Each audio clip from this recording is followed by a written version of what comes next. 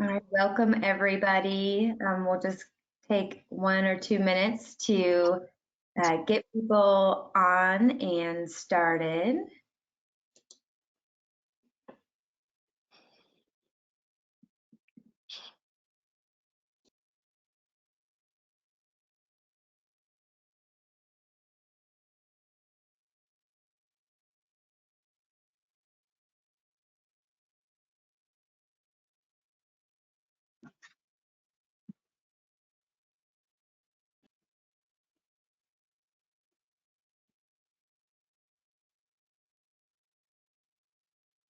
Looks like we have people joining. Welcome everybody. Thank you for joining this evening.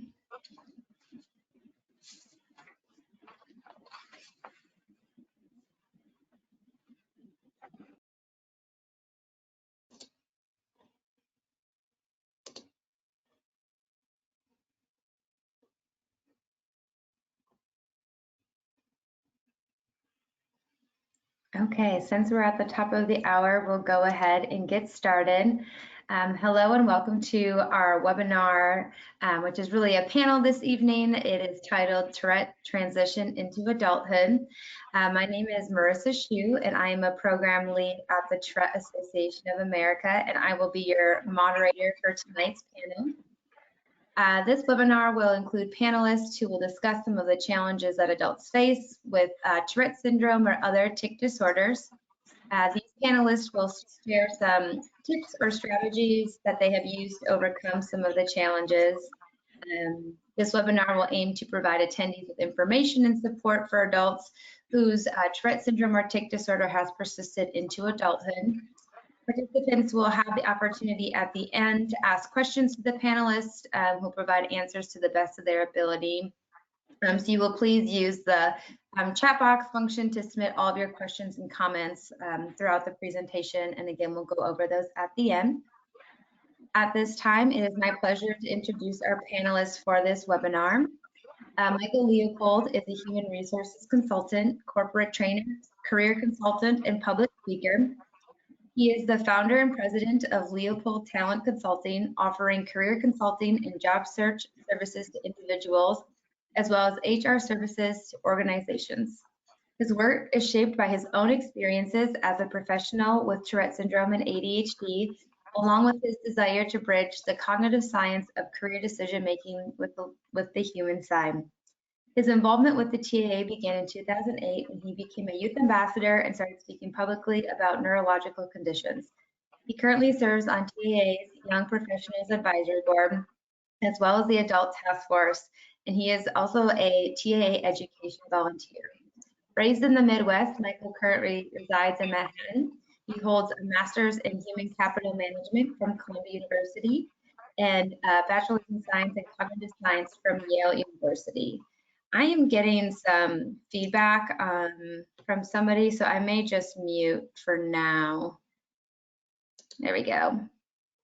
Okay, and then our second panelist is Dr. Kate Mielitz. She is an accredited financial counselor with extensive experience providing financial counseling and education for vulnerable populations. Dr. Mielitz has over 20 years of experience in financial counseling and education, bankruptcy, fraud, and collections. She's obtained her PhD in personal financial planning from Kansas State University. Her passion is helping people who are interested in serving underserved populations find the right path and curriculum for their needs. Dr. Mielitz is also an adult with Tourette syndrome and has 2 children with Tourette syndrome. She also serves on the TAA's Education Advisory Board. Dr. Karen Bulk is an occupational therapist at Washington University in St. Louis, where she treats both children and adult patients with Tourette syndrome, tic disorders, sensory processing disorders, anxiety, and executive dysfunction. Karen is also a CBIT certified, and she serves on our adult task force as well. She earned both her bachelor and her master's in occupational therapy at St. Louis University. All right, so to get started tonight, I wanted to first of all thank you guys for submitting your challenges in the registration page. We will be using those as a guide for tonight's discussion. So to kick off the discussion, Karen will first touch on some of the following things, such as tic management strategies, self-regulation strategies, and sensory strategies.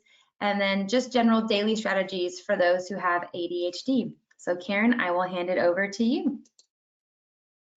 Thank you, Marissa, for introducing. I'm actually not a doctor, but I do have an occupational therapy degree, and I have been doing occupational therapy for over 20 years with adults as well as children.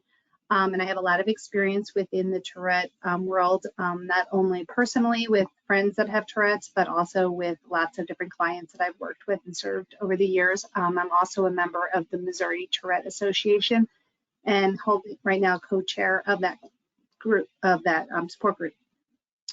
To start out, I'd like to talk about CBIT because that is my baby and my favorite thing to talk about, as it is one of the things that I find is one of the biggest things that adults don't always realize they can access, and is something that is available not only for children as well as adults. This came about approximately 10 years ago, maybe a little bit, maybe 15. Within the psychology world, they identified that there was a behavioral approach that we could teach patients that actually could not only control their tics, but give them a controlling factor that they felt like they could actually use themselves without having to have medication be their sole controlling factor. The way we do this, and I'll give it just a quick overview of it, is we first identify what the action of the tic that we're working on. Yes, that means we are only going to be working on one tic at a time. That doesn't mean that these strategies can't work with other tics, but we focus in on one tic first, and then sometimes tics that are similar could be used by the same competing response, but we don't always guarantee that. We start with identifying the actions, and then we progress to seeing if the person will know what their premonitory urge is. The premonitory urge is what we would use to actually alert the person to use what we call the competing response, which is what we're utilizing the actions for. The actions actually tell us what the tic looks like, and we're looking at trying to come up with a new exercise that will actually give the person a controlling factor to be able to actually control their tics. So what we do with these actions is we identify what the opposite actions are of those, and then we pair it with the actual urge. Now, biggest question I get from people is this sounds a lot like maybe suppression. It's not suppression.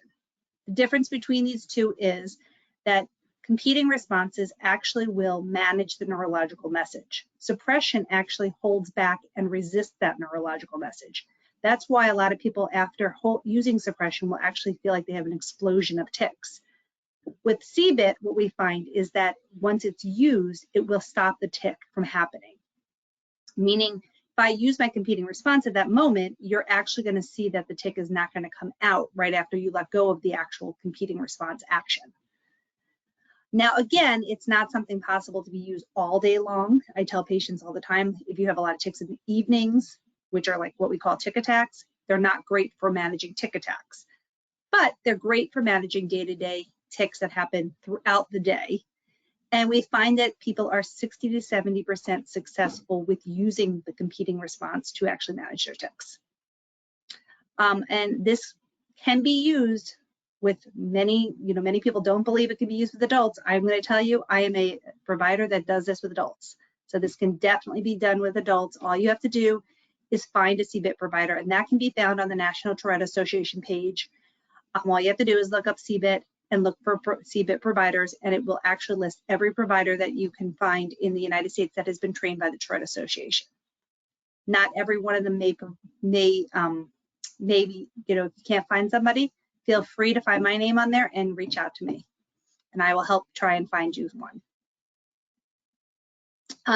The next set of things I'm going to touch base on is self-regulation strategies as well as sensory strategies. So as an occupational therapist, another role in tic management that I work with is what I call strategy management for tics. So obviously, sometimes medication doesn't work, sometimes CBIT doesn't work. For example, we just talked about how CBIT doesn't work during tic attacks. So we have to then come up with other strategies that can actually calm the body, and we have to be aware of it.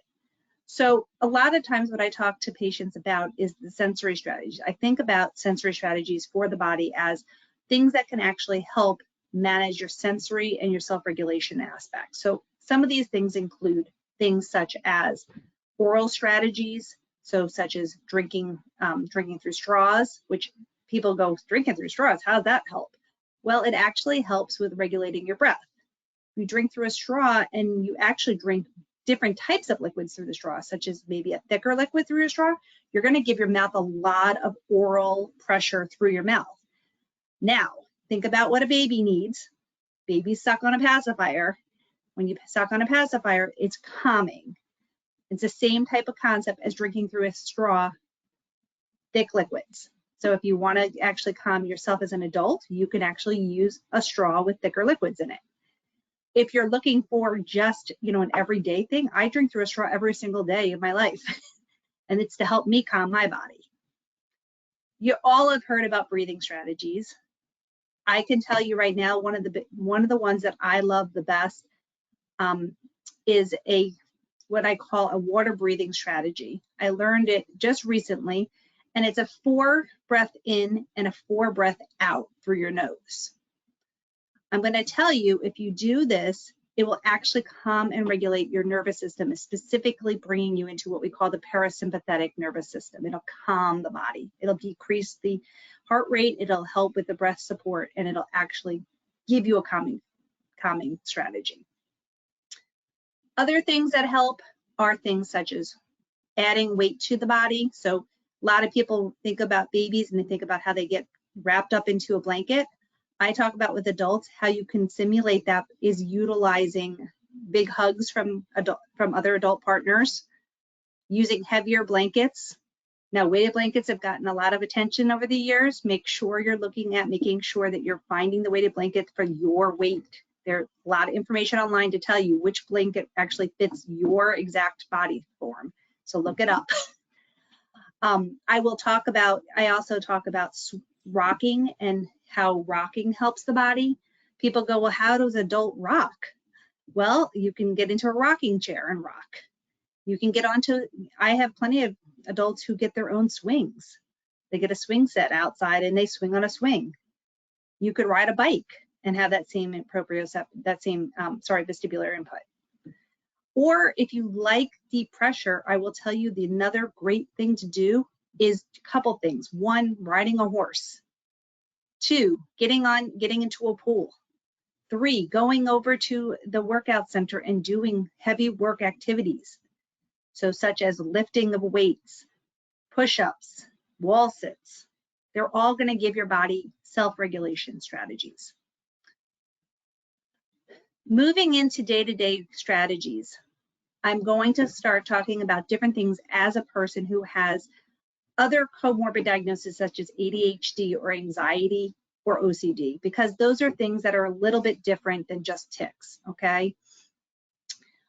I will tell you that most of my patients who come to me have at least ADHD and sometimes anxiety. A lot of them have OCD on top of it, but the 2 biggest ones that really interfere with the day, biggest one is the ADHD.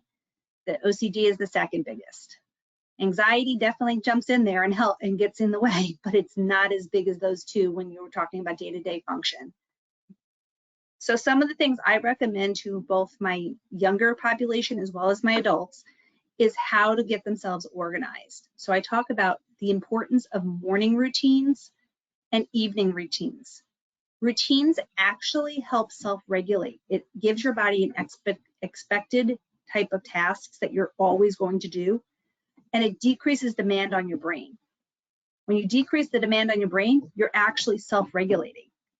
If you have trouble setting yourself morning and evening routines, find someone like myself, like an occupational therapist, and we will help you figure that out. I promise. The other elements that I talk about is making sure that you are doing strategies such as writing things down, making sure that you guys have use of calendars, have use of alarms on your phones. I often tell people to put alarms on their phones, not only for their medication, but to eat and drink, because a lot of them don't think about eating and drinking. I'm going to tell you 3 meals a day is very important to have the energy that you need to be able to get through the day, especially when you have medical conditions like we're talking about. Room accommodations are another thing that I often talk about with patients. Room accommodations can be anything from adaptive seating. So I'm sure if you've had children or know of children or watch children, you'll see a lot of adaptive seating going on right now in the classrooms. I'm going to tell you these are available for adults. A lot of times I use what we call a balance disc, which is something that you can stand on, but you can also use it as a chair cushion. It actually acts like a ball chair, just like what the kids sit on. So if you're a person who feels like they can't sit still all day and need a little bit of increased input through your day, you can get one of these discs and actually sit on it. There's a bunch of them out there that are cushions for adults that actually you can sit on. Additionally, what we've talked about is making sure the rooms are appropriate. So making sure the lighting is appropriate, that you're utilizing a lot of times not overhead fluorescent lighting, but having softer lights in your room to try and calm your body, because the fluorescent lights actually take a lot of strain on your body. So having a calmer lighting in your room. Additionally, I also talk often about the accommodations within the computer that can be there. You can also use things such as adaptive type things such as Dragon, which is a voice to text program that can allow you to voice to text. It's different than the programs that are out there that are a part of your actual computer system. This is an actual program that actually you pay for, but it will help learn, it will actually learn with you. So every time you use it, it actually learns your voice, learns your articulations, and actually pairs it with the words that you're typing. So it's a kind of a neat program, but it does cost a lot of money. The other thing I talk a lot about is Co-Writer. Co-Writer is a program that helps word predict. So if you're having a lot of trouble with writing skills, I often tell people about Co-Writer. And Co-Writer is another thing that you can download into. Once you get your subscription, you can download it into multiple different devices. And it has a bunch of different dictionaries that you download. So every dictionary. So I had somebody who was actually utilizing this as an adult, and they were going through a lawsuit. They actually downloaded the law, the governmental law dictionary, and was able to write out some of, answer some of the questions the lawyer was asking, utilizing the Co-Writer. So I'm going to tell you it works with adults too, very easily. And I think I'm going to pass this on to my next person, which I believe is Kate, because Kate's going to start talking to you about self-advocacy.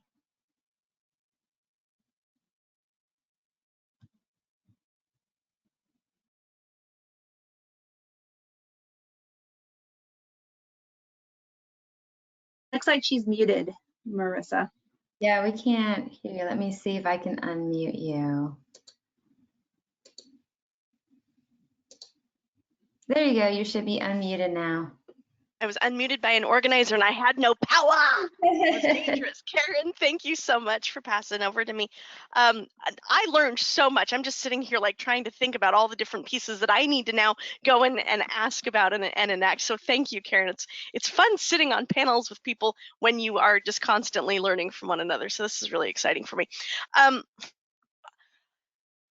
Advocacy, self-advocacy, and putting that into practice really just takes practice.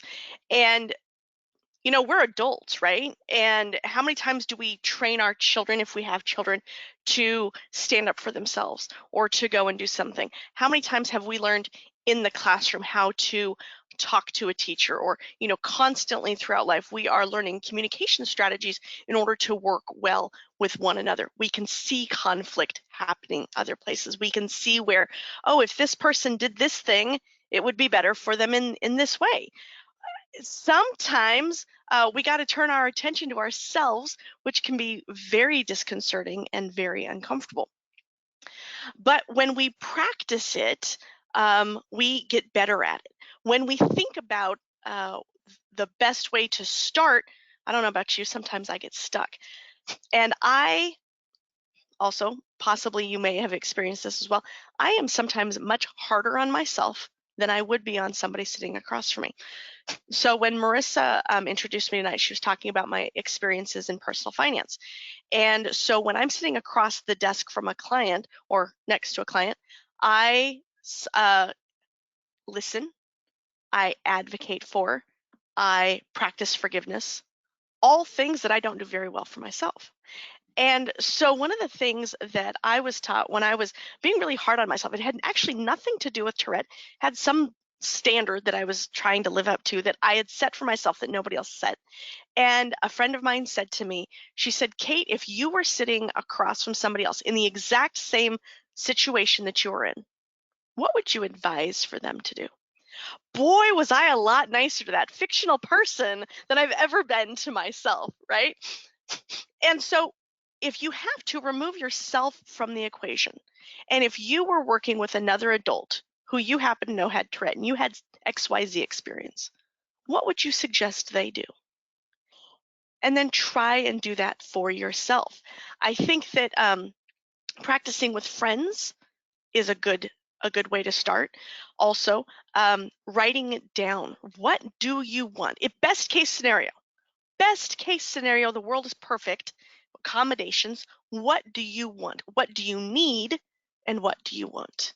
Write it down, because while it's highly probable but currently undiagnosed, because the best I can get is a borderline ADHD. That's a bunch of malarkey, I tell you what. But anyway, since I can't get the actual diagnosis, I do know that if I write things down, to Karen's point, that really helps me stay focused. And if I do get off track, if I do rabbit trail down one side or the other, I can use those notes right here, the notes, to bring me back around. I feel more focused. And sometimes I can go down a rabbit trail. I'll take a quick glance at my notes. Nobody's even noticed that I've done it, and I can connect my rabbit trail back, and they don't know how far off I've gotten. You know what I'm saying? So notes can do it, practice can do it. Thinking about what we would advise somebody else who is in our position. Know your rights. Tourette is disabling. ADHD is disabling. Do you have to say, I have a disability? Not if you're not comfortable with it. I am 46 years old with advanced degrees, and I tell you what, where it is and is not disabling for me is different for other people. I'm not particularly comfortable with saying that. Am I, however, protected by the Americans with Disabilities Act because of my Tourette? Yes, I am. And so being okay with saying, hey, listen, I have Tourette syndrome. Because I have this diagnosis, I need accommodation, and this is what I need. Now, I work from home. I'm very, very lucky. I have a remote position, so a lot of my stuff kind of goes by the wayside. But when I am in an office, I need to consider for myself, not for anybody else. This is not a them thing. This is just for me. Am I barking? And how might that make me feel when I'm around other people? I very much believe that if somebody else is bothered by my barking, that is a them problem, not a me problem. I'm not doing it on purpose. I think self-advocacy is also, and I'm going to talk at the very, very end, I think Marissa is going to ask a question about self-esteem, very much tied into that and knowing who I am. But when it boils down to it, it's about your rights. And sometimes we have to explain why when we don't want to, but when we know our rights and we can explain why we have these rights and why we need or want XYZ accommodation, building it in, providing the business case for why they should give us the accommodation, not just because legally they have to, but because by doing so, it's going to make the organization money, it's going to save them money, and it's going to help them reach their goals because they're keeping me happy. And it's not me, Kate Mielitz, we're talking about, it's me as us as individuals. So sometimes we have to build the business case. Is that appropriate? Frankly, no. From a diversity, equity, inclusion, and accessibility standpoint, that's crap, just straight out. But since we are not where we need to be societally, be prepared to do so, and you have the backup of the ADA to support your rights. Thank you.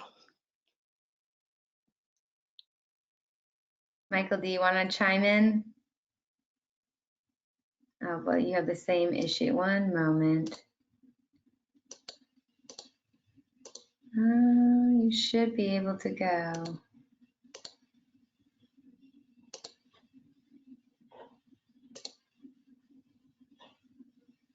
Let's see. There we go. Okay, perfect. Yeah, thank you. And Kate, you said a lot of fantastic points I agree with. I have a much shorter amount to give here, which is great. Because I second so much of that. Self-advocacy is extremely important, and that's true in the workplace, just also throughout your adult life in general. when you're working with getting your medicines, therapy, in the healthcare space, at your job, with family. And then one thing I'm learning, I'm 29, and I'm finding that as I go through life, each phase of life, each job, each apartment I live in, there's like unique challenges. It's not one of those things you just figure it out and then you're good for life. Being an adult with TS means like constantly adapting, being agile, resilient, like as those changes, as we evolve, our needs evolve too, and that includes the accommodations we might need, the way we want to self-advocate, and how we go about doing that might change. One thing is disclosure is your choice. It is your right. You don't have to do it. I think a lot of us as advocates are excited to talk about TS and educate someone, teach them about it. There's also been points in my life where it was everything I could do to get through the day, take a shower, eat 3 meals a day, and go to bed. And I think it's important to take care of yourself and know that okay, if I'm picking up my medicine at CVS at the pharmacy and I twitch my neck after a really long day, it's a tic. I do that with my neck. They ask me, hey, what are you okay? I could say, I have Tourette syndrome. A lot of times I try to. Sometimes I will just say, oh, I got a stiff neck, or I'm tired, or you make up an excuse. And I think we need to forgive ourselves when we do that. Life with TS is hard, and we can't be the perfect ally or advocate for it 24/7. But I do really agree with Kate on practicing your disclosure speech, writing it down if you need to. That's something I've been recommending to people for years. What I usually do is I have a disclosure speech that's like 3 or 4 sentences, something like, so usually I'll give my speech when someone sees me tick. I have the privilege of having more mild to moderate Tourette's. It goes away completely when I'm talking, as you notice. So when someone does see me tick, I can then go into my disclosure, which is something like, oh yeah, what you just saw, like that movement. I have Tourette syndrome. It causes me to make uncontrollable movements and sounds. I had it since I was a kid. I'm pretty adapted to it. Most of my friends just ignore it, but I'm happy to chat about it if you have any questions. Something like that. Now, that's what works for me personally. What you choose to say may be different. Notice in what I said, I didn't, I talked about how, I emphasize the part about I'm pretty used to it. I've had it my whole life. It's not, I almost said this like it's not a big deal attitude, which I think if you're in a job interview, that can be really important to kind of convey that. We all know Tourette's is difficult, and there are days where tics get very bad, and it's situation specific. But in that 3 or 4 sentences, another thing I did is I said how I want them to regard my tics. I said most of my friends just ignore it when it happens, because that's how I want people to treat it. Just if you see me tick, just act like it didn't happen, ignore it. And then the final thing I said was, look, like I don't talk about it much, I don't bring it up. But if you have, just because I'm so used to it, like this is just normal life for me. But if you have questions, I'm happy to chat about it and answer them. And there's a few points in there. I think if you can write out how, write out your disclosure speech in a way that works for you. Maybe you do have a tic that you want people to reply to. I've met people with coprolalia, complex vocal tics that do want some kind of reaction to it, or reply, response. Bake that into your disclosure speech. But definitely writing it down, practicing it. When to disclose is important, and I don't know how specific we want to jump into like the job stuff. I'll talk about it a little bit here. I have a little more to say later on about accommodations in the workplace. But I will say for getting a job, disclosing your TS, first of all, you can get accommodations in the interview process, in the hiring process, as well as when you are an actual employee on the job. And usually doing that means some kind of disclosure. Like Kate said, you may not have to say Tourette syndrome specifically. You can ask for accommodations. Usually then they'll ask for some documentation, and then that's where you could bring up the diagnosis. When the way you disclose in an interview can be really important. My personal recommendation, if you are someone who has more mild tics or you get really hyper focused in an interview, My personal recommendation is to just try to see how long you can go without disclosing. Even though it is, we're legally protected as people with disabilities, sadly, there still is discrimination. And it's very difficult for us to prove that when it happens. That said, some people actually feel more at ease if they do disclose ahead of time. When you're scheduling the interview with the recruiter, it might help to say, hey, by the way, I'm just letting you know I have Tourette syndrome. You're going to hear some vocalizations. There might be some movements here and there. Not going to affect the interview, but just want to give you that heads up. That may put you at ease and help with anxiety and nerves. So if that's the case, go for it. Do what works for you. And the kind of way that your Tourette presents itself. The last point I do want to make on the topic of disclosure and self-advocacy is around healthcare. As you go through life, you'll find that your needs change, like I mentioned, and comorbidities also come and go. They wax and wane in severity. For me, I have Tourette's and I have ADHD. As an adult, one thing I have found is that my tics kind of plateaued after puberty. They got better and then they didn't go away. They just kind of stayed, got a little better and then stayed. ADHD, I found, posed some really unique challenges for me in college and grad school and in the workplace. And so my accommodations for that changed. Also, I realized I needed to advocate for that part more than the TS. So, for example, when I would see, I remember I got a new GP and I was talking to them just as I moved, got a new insurance, whatever happened, I had a new doctor, and I mentioned I have Tourette syndrome and ADHD, and I said, I've been on Adderall, just 10 milligrams for, however long, and I'd like to continue that.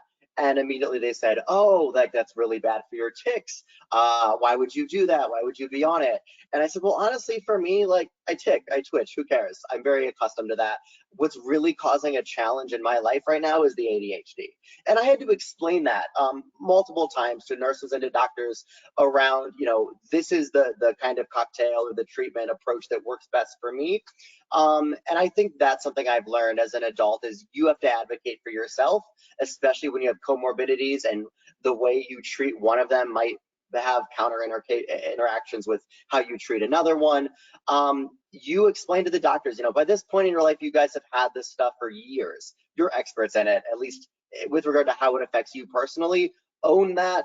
Don't shy away, and advocate to doctors, to companies for your needs. And like others have said, the more specifically you can outline what your needs are, the better, especially when it comes to accommodations. A lot of companies don't have the necessarily time or knowledge to craft a perfect accommodation for you. It's much better if you come in with some ideas of what you'd like, and then you advocate for those. There's a website called askjan.org, ASKJAN.org. It's a job accommodations network.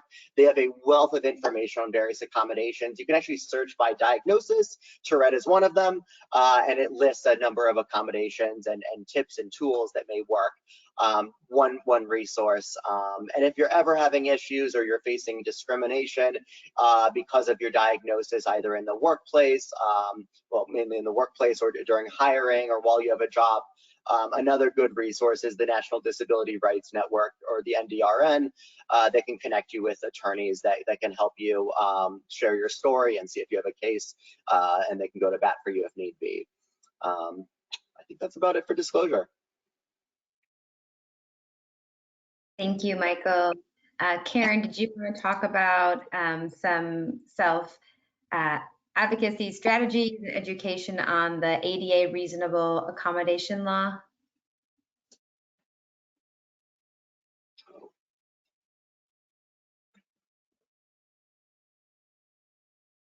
With the same muting issue, I guess.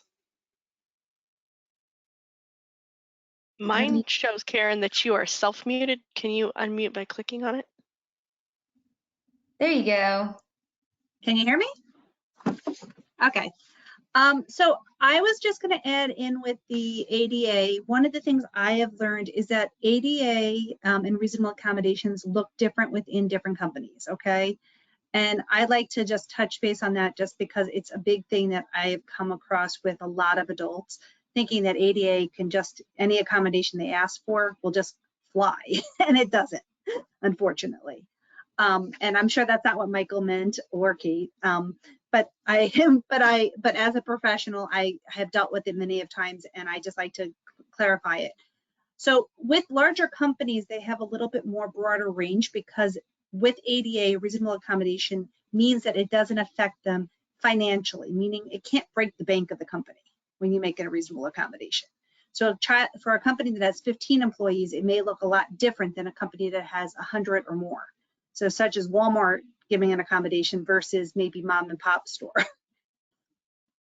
For example, reasonable accommodations for somebody like in a smaller store might be something simple as having written directions written out for you, so having someone write directions out for you.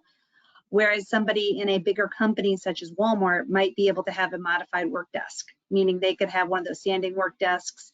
They might even ask for a actual handicap accessible door added, and those things might be accepted at those points.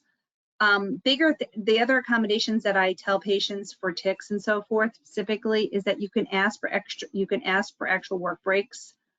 So you can ask for a break from your job. So just like a smoke break, you can ask for a break to actually manage your tics.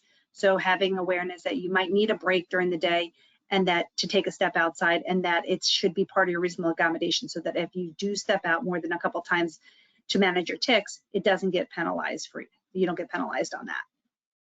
I'd say it's good to have that written in. You can also have your work hour, you can also request a modification of work hours, meaning working only in the morning, or working only in the afternoon, or working only so many hours a day. So once you get, again, these are accommodations should be only asked for. Typically I suggest that if you're asking for these type of accommodations, you ask for it once you get the job, because these are bigger accommodations. You can also request also for the location of where you're working. So some people do better in corner offices versus right in the middle of a big cubicle area. So it might be a good idea to think about, like, where do you feel like you're the most comfortable when you see the work environment and you're taking that tour. You can also request for pre-recording of presentations. So say maybe you're not comfortable going to a work meeting, maybe it would be something that they would be willing to do is actually record the actual meeting, so that you cannot have to actually be on a Zoom meeting to listen to it. Or with Zoom meeting, a lot of times we've asked for the accommodation to be that they don't have to have their camera on. So those are just a couple of off the top things that I've actually had to educate on recently with accommodations.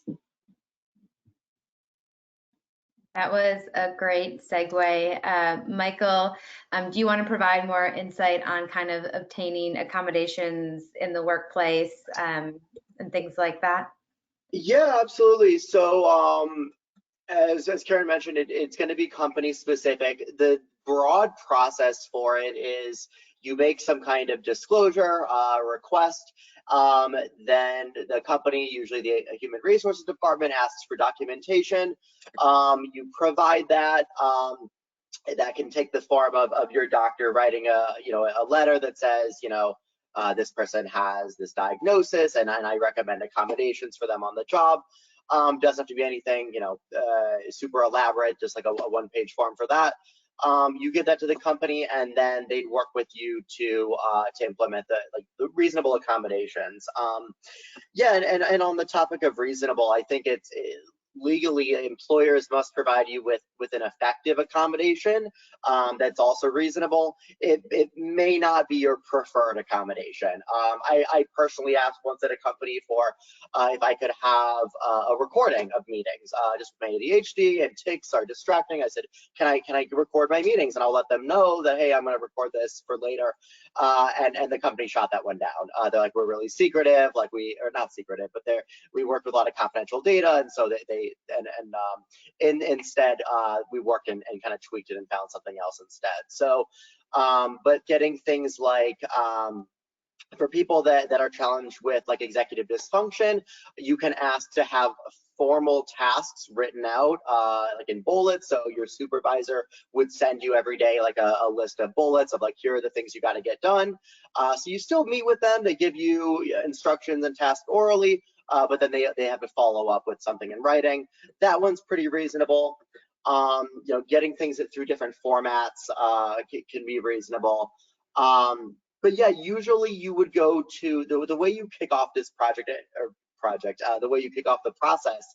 By the way, you could do this at any time. It can be when you start on day one. It could be your third year in the job. Like there is no like correct or exclusively correct time to do this.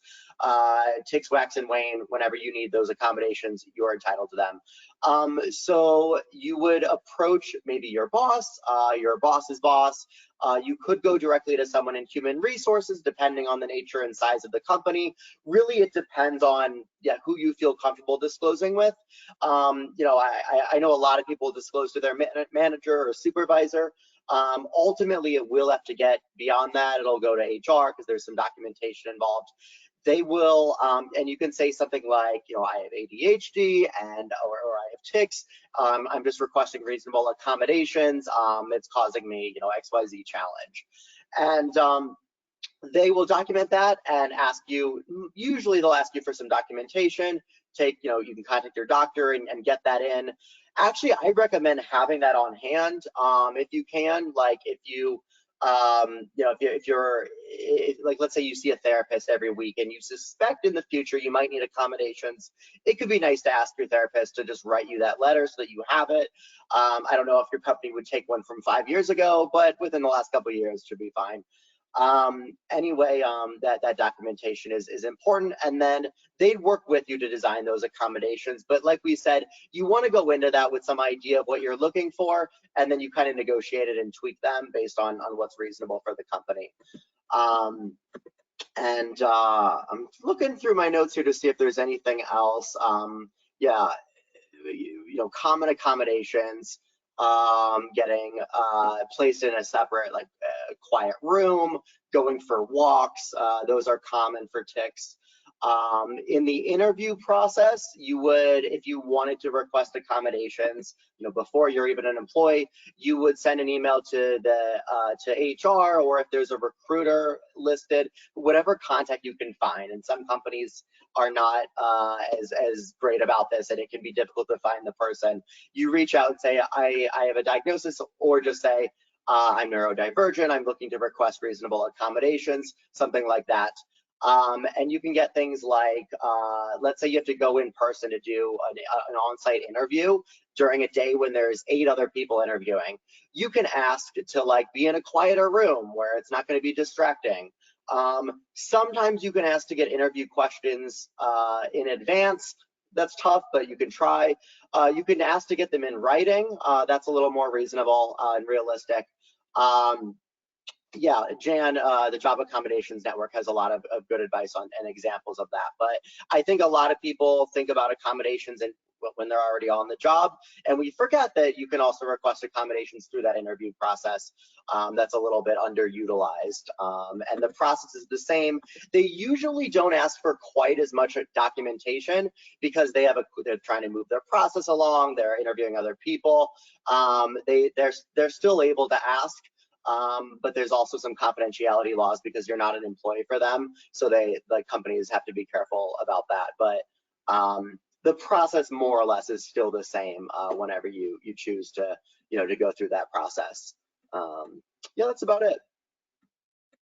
Thank you, Michael. Those are great tips and tricks. Kate, I'm going to toss it back to you to kind of discuss the challenges of perhaps negative self-esteem and kind of how to self-talk and strategies to kind of overcome some of those feelings and emotions. Thank you, Marissa. Now, I do approach this from a couple of different angles. I am a parent of 2 children with Tourette. My children both have coprolalia, and that is very disturbing to them. My son also has functional neurological disorder, and so he loses control of his body and sometimes falls, and that really weighs on his self-esteem. And so we're talking constantly about, there are lots of things you can't change about yourself. You can't change your Tourette. You can't change the fact that you're falling. He was telling me today that he could arguably surgically change the color of his eyes when we were actually discussing this morning. And I said, just stop, okay? Lots of things that we can't change. I can't change my bone structure. I could color my hair. There are things that we can change, but there are certain things that we can't. And so when I approach it as a mother or as a colleague or as a mentor or as just somebody that's walking down the street, I really want my children, my friends, my colleagues to find something that they cannot change, that they don't mind about themselves. And then take the Tourette or take the ADHD or take whatever it is and then parallel it right there. In my situation, I have worked really, really hard my entire life. I wasn't diagnosed until I was in my 20s. And I had a really, really healthy self-esteem. And I can tell you right now at 46 years old that there ain't nobody that loves me as much as I love me. For better or for worse, nobody loves me as much as I love me. But there are times, you know, professionally, we call it imposter syndrome. You know, am I really qualified to be here talking about these things, doing this job that I'm doing? But I think that it happens socially. I think that it happens in personal relationships too. Can that person actually love me? Are they really my friend? And I say we have to push pause on that. And it's really about what do I like about myself and celebrating the things that I know are epic about myself. Now, Michael mentioned the word neurodivergent, and that has really become a hot topic word. And I am all about embracing it. A friend of mine recently said, and it turns out that I am on a team of people that is neurodivergent, but she said, well, we're all neurospicy. And I think that's my new favorite way to identify, well, I'm neurospicy. But I also know that I have recently been in a social interaction with a person who I trusted, who is a professional of an equal degree and experience in a parallel field. And she said to me, boy, Kate, you've got so much energy. You're just like a puppy. And it really made me pause. I'm well respected in my field. I've done a lot of work with the Tourette Association. I feel good. I feel, well respected by my peers. And yet somebody who I felt that I could trust said that I was like a puppy. I'm sorry, my puppies annoy the living crap out of me. I don't want to be considered annoying. I have a lot of energy, yes, but guess what? That's to your benefit because of look at what you can get out of me. Guess what my production level is going to be compared to a neurotypical type of individual. And I realized that again, like I was talking about, if I'm barking and I'm in a public office or I'm in a public area, if it bothers somebody, that's a them problem. I have been told repeatedly throughout my adult life, boy, Kate, you just wear me out. And I had to find a way to move past that. Can I change my energy level? No. Do I get a lot out of my energy level? Yes. Do 97% of the rest of the people that I encounter get a lot out of my energy level? Yes. And so it's not about relying on other people to define who and how you are, but lean on those people who value you, who see you for who you are, who embrace everything that you are. Because no, I don't know you. I cannot see you from this side, but I can tell you this. You are who you're supposed to be. And there are a lot of wonderful, amazing things about being an adult with Tourette and comorbid disorders. And I want you to embrace the fact that you cannot change who you are, how you were built. Is CBIT a tool that if you choose to practice that, if you want to change something, that it may be effective for you? Absolutely. But who you are at the core is where I want you to focus. And please ask for help. Reach out to the Tourette Association. Find a therapist. And I know that can be absolute murder with cost and insurance and lack and all those things. But find somebody that you can count on to lean out and say, you know what, I really want to like myself. And here are 3 things that I can find right now that I like about myself. and then practice and look at yourself in the mirror, and working with that friend or that trusted individual to build that further, because you are exactly who you are supposed to be. And yes, Tourette is part of that, and that's great. Thanks, Marissa. Thank you, Kate. That was wonderful, and it boosted my confidence as well. I'll remember to look at myself in the mirror and think about the 3 things that I am grateful for in myself. So thank you, Kate, Michael, and Karen, for your insight and expertise. And we're now going to take a look at the questions that were submitted during the discussion. And as a reminder for our participants, you can still submit your questions near the bottom through the chat. It looks like one of the first questions is for Karen. A participant asked, do you often see patients that have a tic of popping their jaw?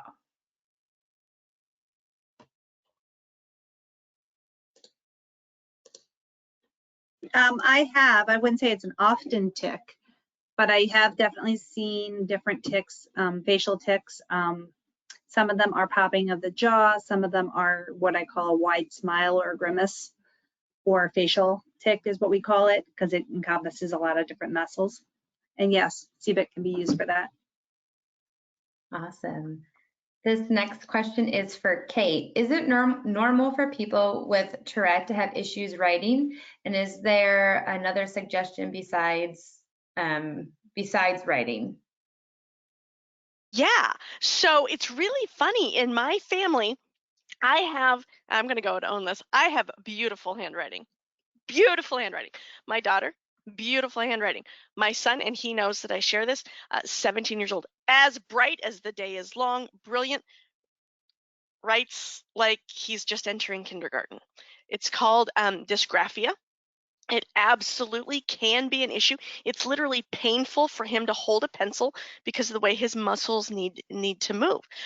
We have regularly asked for accommodations. We will for the rest of his life. He's about to go into college. We're starting to navigate what that looks like. But his senior year, we will be. He types everything. Math always seemed to be a little bit more of a struggle as to how to do it. He was able to create that time and space, mostly because he loved it, to write it. But voice to text is both the best thing in my life and the worst thing in my life sometimes.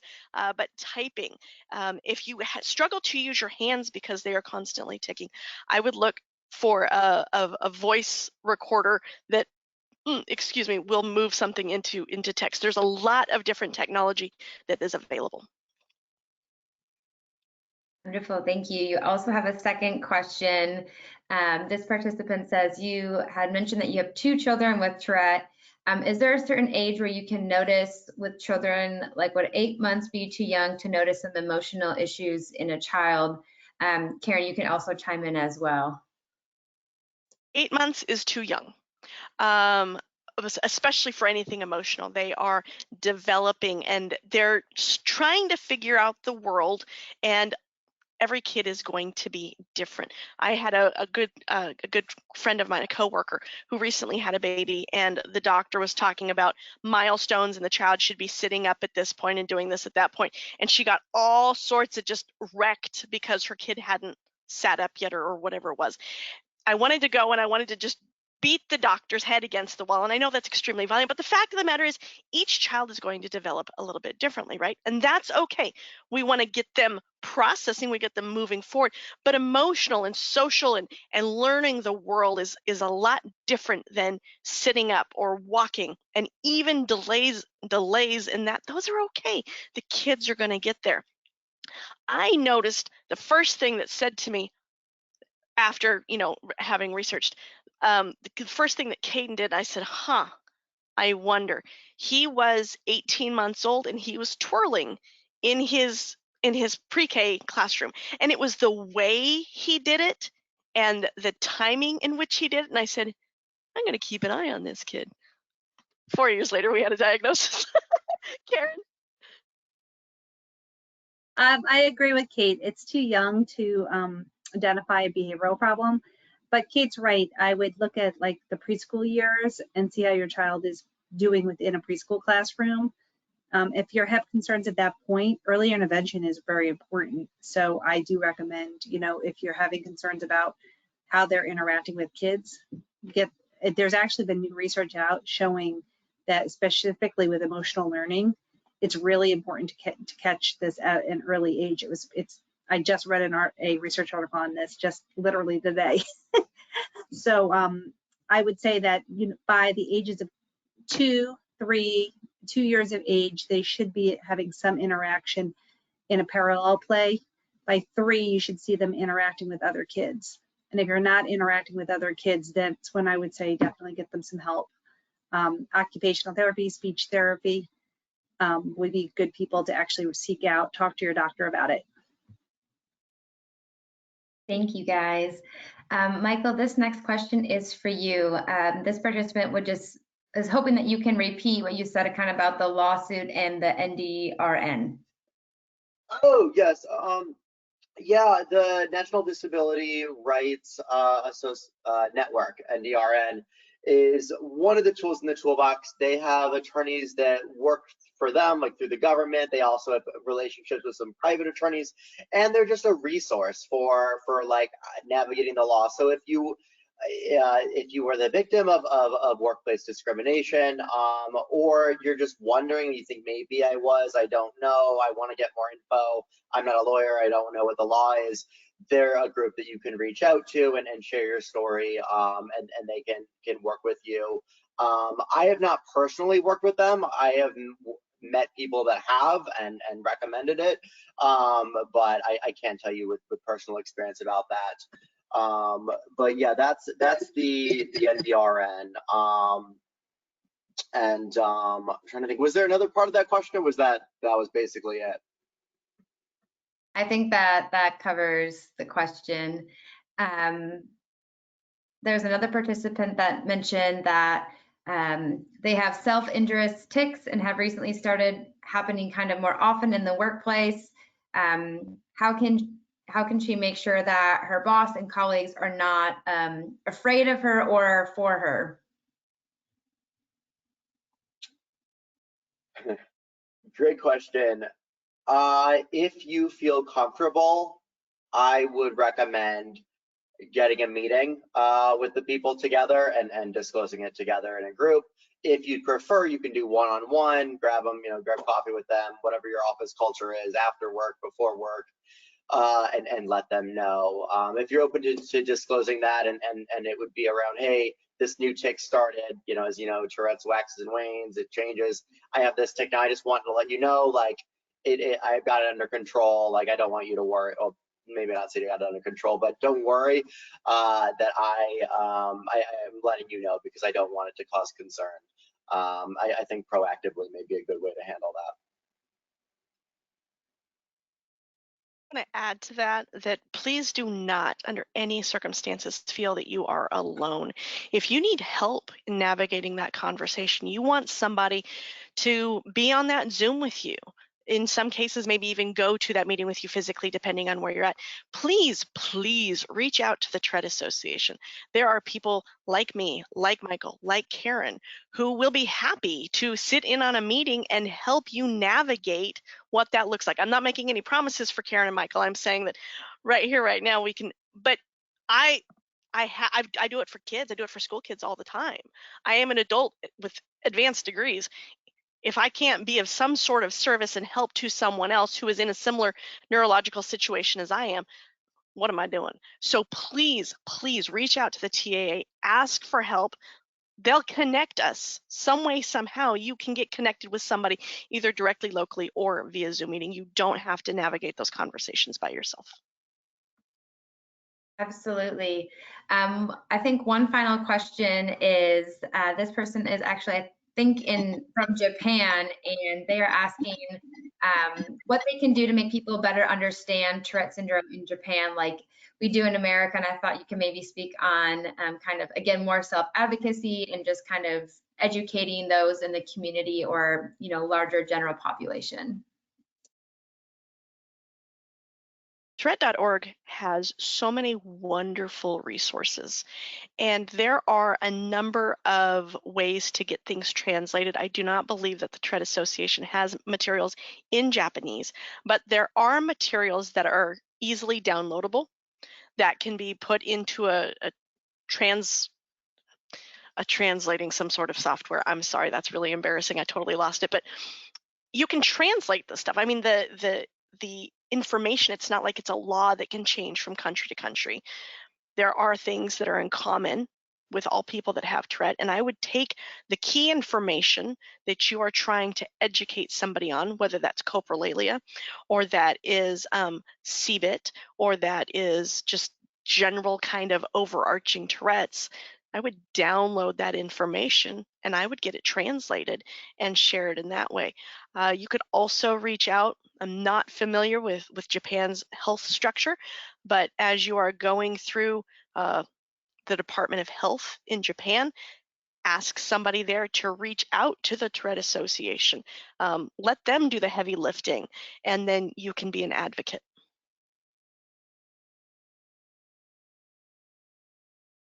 I mean, in America, one of the things that, we find is just having as much, having people out there talking about it as much as possible. At least I know in our area, we do a lot of advocacy within not only the school systems, but we also advocate within the local population. So a lot of times we'll actually do we call like presentations and it can be presentations that can be invited. You can invite not only the medical world, but you can invite educators, you can invite businesses, you can invite whoever you want to that, and they can do that. In some of the smaller groups that we've even worked with in smaller towns and so forth in the area that I'm in, we've even educated the police in regards to, what Tourette syndrome is and how you react to a person who has Tourette syndrome. I do think one of the things that would be really good in your case is for people who have the disorder to have some of the resources that are on the Tourette Association's website, like Kate mentioned. Specifically, those advocacy cards are one of the things that I hand out the most. I actually lucked out. I have a bunch of them sitting in my office that are the plastic versions. So they are the hot ticket in my office. Every single person who comes in with Tourette's wants to have one of them. But they do have them available on the website to be printed. And so you can make your own beautiful advocacy card. Unfortunately, like Kate said, I don't believe, and I think Marissa can confirm this, it's not in Japanese. Unfortunately, it's translated in some other languages, but not in Japanese. I'm so sorry. All right, well, thank you guys so much for your time, and thank you everybody for attending this webinar. This is all that we have for all the time that we have for tonight. Once the webinar is closed, you will receive a survey on the webinar and the panel. We would greatly appreciate it if you would complete that and provide your feedback. You will also receive a follow-up email within 24 to 48 hours with a link to review a recording of the webinar as well. Additionally, the webinar will be posted on the TA's YouTube channel for those who are unable to participate today. We encourage you to reach out to us about this webinar, other ideas and suggestions that you may have. On behalf of the Tourette Association, thank you again for joining us and for taking the time to join our panel this evening. Have a great evening. Bye-bye.